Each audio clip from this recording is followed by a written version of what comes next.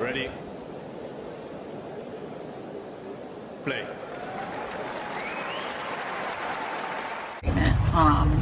Played singles and doubles yesterday, and haven't done a lot of that in my career. So, yeah. Getting treatment. Oh, sorry. Getting treatment and then kind of coming off. It could have been, easy for you to be like, I'm just gonna let this one go by. And Jelena's not an easy person to play against. What kept you focused? Yeah, I think sometimes when you're able to get treatment in the middle of the match, I think it can be really helpful. Luckily, I was able to get tape as well, so it kind of was able to alleviate some of the tension that I was feeling in that area. To be honest, I feel like a lot of times you can really benefit from getting some of that tape put on. It's amazing what they can do. But I, wasn't in the best mood because of the discomfort, and it was really difficult for me to maintain my focus, on like the technical and tactical parts.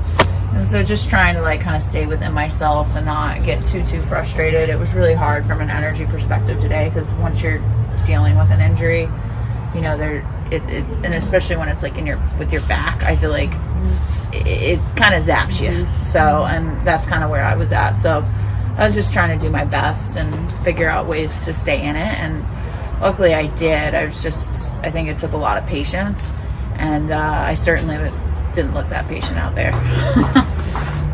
Given that, and perhaps, your playing style and just some other results that you've had when you've had injuries, how good do you feel about coming through with this? Well, it's interesting. I mean, sometimes I feel like the shittier I feel, the better I play. So I don't know why it works like this, but sometimes it does, and I don't know what happens exactly, like mentally or physically in those moments. Even though when I'm not feeling that great, I'm somehow able to play some of my best tennis, so that's a good thing. Everybody has that. It is extreme back problems. Sometimes it'll settle down. I've had my share. Sometimes it won't. How will you gauge it tonight and tomorrow morning? I still haven't gotten treatment, so I was able to cool down and stretch and do what I needed to do there. But I've had issues before with it, like during the Australian Open, where I had spasms during the entirety of the tournament, and that was 2 weeks, right? But somehow figured out how to play my best tennis, which I find really interesting. Sometimes when I'm my healthiest, I'm not playing that well. So I have no idea. I'll try to get some rest tonight and then see kind of where I'm at tomorrow and just kind of go from there. I mean, the physios are really helpful. I feel like without their help, it's like almost impossible to be able to do this, and they certainly don't get enough credit. There's been so many things that have come up over the year for me specifically, but for all the players, everybody's like dealing with something. That's the reality. I think with our schedule being so demanding and how many tournaments we play each year, and playing singles, doubles the same day, this is a really physical sport, and so I feel like everybody's dealing with something. So you got to keep that in mind too. That kind of helps the perspective a bit. But shout out to the physios. Maria Sacker, you said that even in reference to the Halep rule yesterday before your ban. Maria said it's stressful even for clean athletes to think about every supplement, everything you put in your body, and staying on top of the tracking app. Is that also a stress that you feel, just trying to keep up with everything? I think it's important that we have the anti-doping agency and the different agencies that come to test us to make sure that we're playing as fairly as possible. I certainly have my opinions on it, and I think part of the thing with maturity comes with something like, when you need to vocalize your opinions and when you don't. And so I'm not going to vocalize my opinions on this because I don't really feel like right now it's going to serve much of a purpose.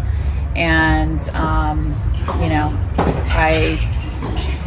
I appreciate everything that they're doing. We try to keep our sport clean, and I know it can be difficult keeping up with our supplements, but if that's the biggest problem we're facing as athletes, I think life's pretty good.